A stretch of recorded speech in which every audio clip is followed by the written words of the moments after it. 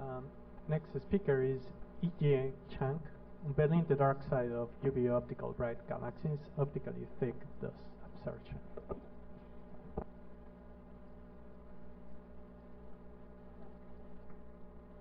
Oh, yeah. I'm also first did it.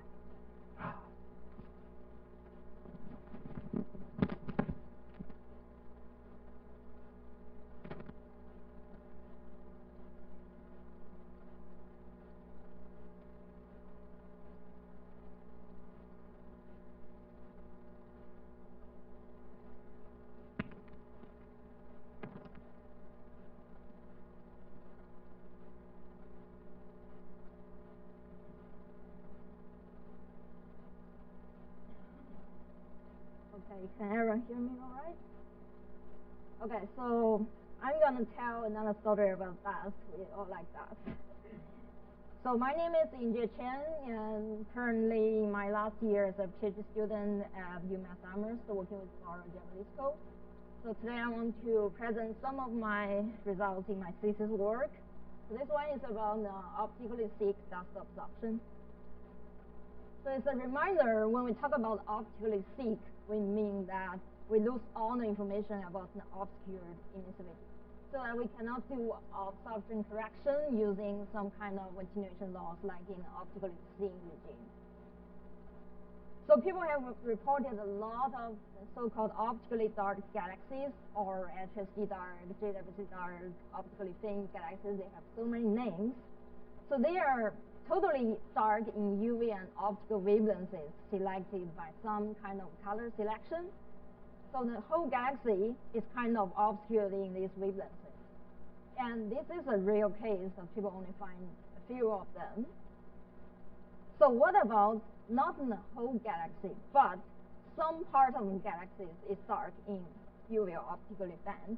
We say some dark pieces are distributed here and there in some otherwise UV optically luminous galaxies. It shouldn't be a strange thing, because we've seen the same thing in our Milky Way. It is bright in UV optical wavelengths, but there are dark patches here and there. So instead of totally obscured, they are partially obscured by optically thick dust. And this could be a very, very common case in high redshift universe. Actually, people already found some evidences that some redshift 3 disk galaxies, which is really normal galaxy, but they show a big deviation between the JWC image and AMA image. So there are some kind of optically thick dust distributed like randomly throughout the galaxy. So in this project, we are trying to go and find those dark substructures in normal massive galaxies to say how many of them, where are those substructures, and are they contributing to the total cosmic star formation rate budget. So we start with some carefully sample selection. We try to use the redshift selection to make our SED modeling more accurate and less uncertain. So we find out that the dust attenuation curve is highly degenerated at a redshift at wavelengths larger than around 0.7 micron. So we try to put the red part of our SED in this regime, so we don't need to worry too much about the choices of different attenuation curves. And also, we try to avoid strong emission lines or pore features to make the SED modeling more accurate. Then we come up with a redshift range of 2.5 to 3.5, so basically around 3.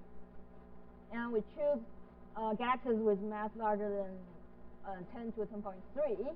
Then we go through the whole Sears and Primer data field to select all these galaxies, and we find around 500 of them.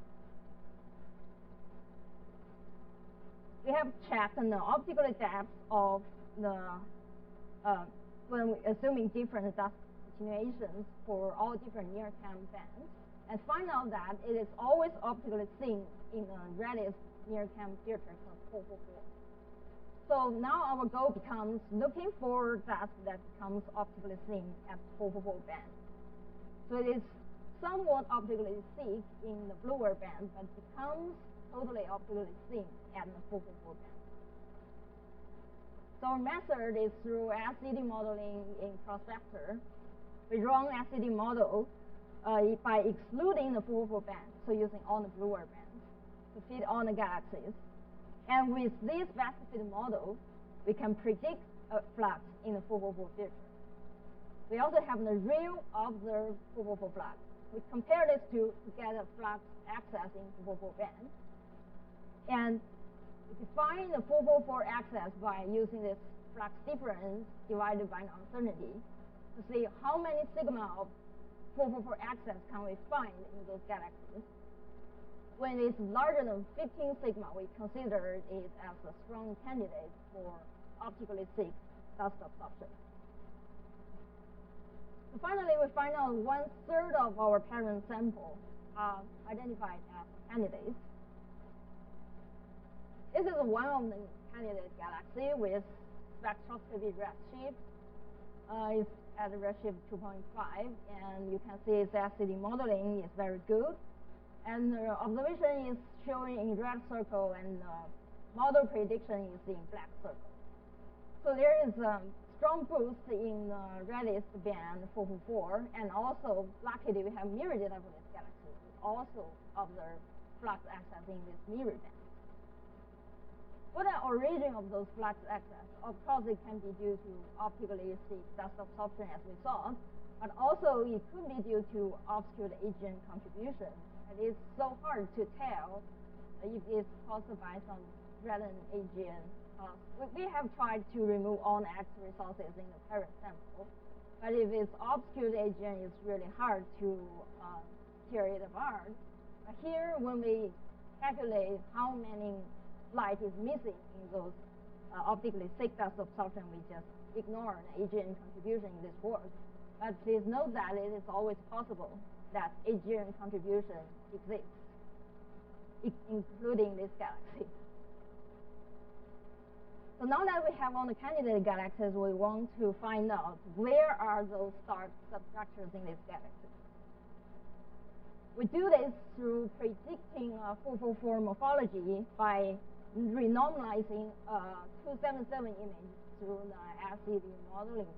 So from the model, we get the flux ratio between these two bands and rescaling the 277 image to predict the 444 image. And then from the real observed 444 image, we can make a subtraction and get the residual map. This directly tells us where are those 444 flux access lights in. It tells us the morphology of those dark substructures. Also, we do visually resolved SCD modeling by outlining those dark substructures and to see if their properties are different from the integrated galaxies. Here in the filter line in this figure showing the visually resolved SCD modeling of those dark substructures. So you can see that the slope is kind of steeper, so it's generally dustier than the integrated galaxy. There's a very big variety in the morphology of those identified substructures. Around half of the sample, they're really extended and irregular, like the first row. And in other cases, they are very compact and point like near the center. But we find that the centroid of the integrated galaxy and the dark substructure doesn't always align very well, which means they are probably not all due to AGN, right?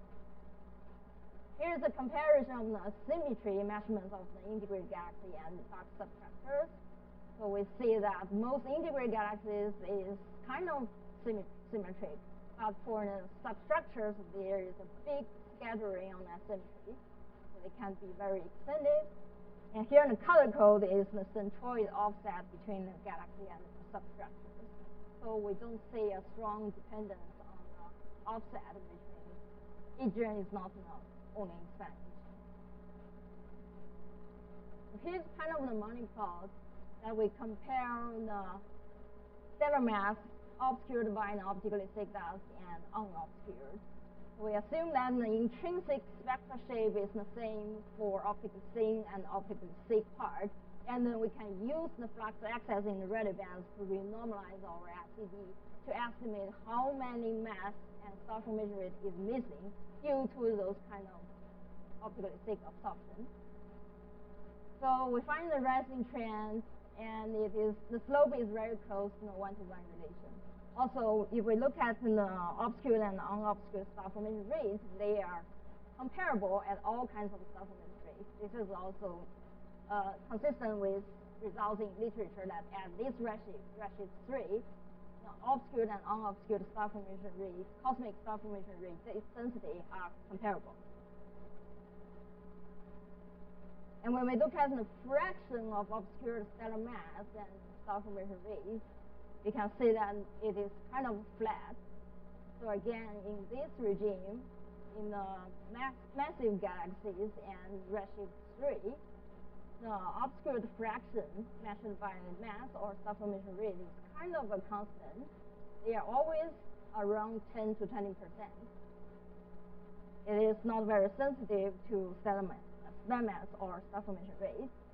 And we also compare the obscured fraction given by two literatures in the black lines here.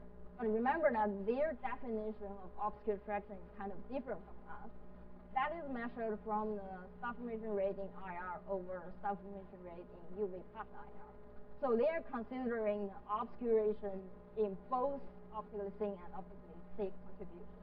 We are measuring only the optically thick part, so they are higher than us. But we can see the trend is really similar. When it goes to lower mass, and maybe our data also kind of bend over and align with them. But here it is really flat. Then we go on to test the dependence of the existence of optically thick dust to many, many different galaxy properties. For example, here we tested on inclination angles and sigma 1. When it comes to HSD dark galaxies, the inclination angle or the veering angle is really important, because if the most part of the galaxy is obscured, when you look through its hadron or phazon, it is really different. But here we find very weak dependence on inclination angles or the central surface mass surface density. This means that those substructures are small-scale dark patches which cannot dominate the properties of the galaxy. But we do find some dependence on the UV spectral slope data. We find out that galaxies with larger beta are more likely to contain those optically thick substructures. This is more obvious if you are modeling the dark substructures only instead of the integrated galaxy. So if the slope is steeper, there might be something hidden there in bluer bands, and so it is more likely to contain dark substructures. This is very nature. And the next result is about the dependence on the recent star formation history. So we know that the dust obscuration is very closely related to the burstiness of star formation. So we test the star formation history of our candidate galaxies. We derive the non-parametric star formation history with 7 look-back time gains, and to see if there's any evidence of recent starburst activities in our candidate galaxies. We use the star formation rate ratio in different time scales to test the kind of burstiness. We have 2 different time scales. One is in the recent 30 milliyear, one is in the recent 80 milliyear. And we didn't find strong dependence on the R1, because the blue points are kind of flat. But for R2, it is really obvious that the obscured fraction on the x-axis is like kind of correlated with the R2, which means if there is evidence of bursty star formation in the recent 80 milliyear, then it is more likely to find optically thick dust in those galaxies. So the presence of the optically thick dust is closely related to local bursty star activities. Here's a brief summary of this project. So we find out that optically thick dust could be ubiquitous in normal massive galaxies, not HSD dark or any special galaxies. And those dark substructures are dusty, mass-concentrated star-forming regions, which is randomly distributed in those galaxies. Typically, they contribute to around 10 to 20% of stellar mass or star formation rate. And those optically thick dust are very closely related to recent star bursts. So they could be a common evolution phase of massive galaxies in the early universe. And I'd like to briefly mention another ongoing project about the star formation history of barred galaxies at super high redshift. Because now JWST have found many barred galaxies at really high redshifts. And their simulation work claims that bars form rapidly only in massive and baryon-dominated disks. But the baryon fraction is really uncertain at the very, very high redshift. So look for barred galaxies at high redshift and confirm that they exist is really important to constrain those series.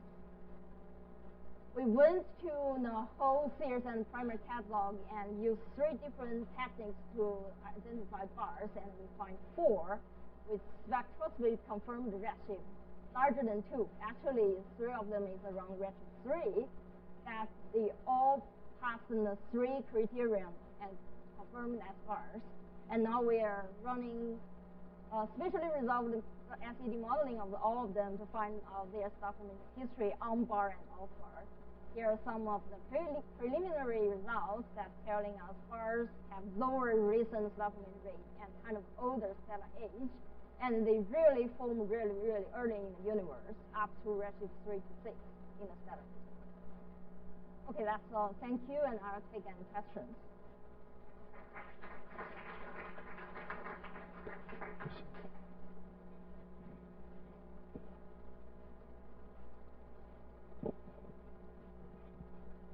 Hello. Okay. Thank you for the talk. It's yeah, I really like the approach of trying to predict things like further out in wavelength. But one of the things that worries me a little bit when I see some of the plots is that it to me it kind of looks like Prospector is just giving you back kind of nonsense. Like even the fit you show with the one spectrum, like it looks like it doesn't fit the UV at all. And when you showed the residuals, they're just all over the place. You get like a bunch of 30 sigma outliers. You know, things you would never expect to have in that small of a sample of galaxies. So I guess I'm just confused. Do you think that even the model that you're using captures the appropriate things in the galaxies you're looking at? Like it kind of looks to me like it doesn't.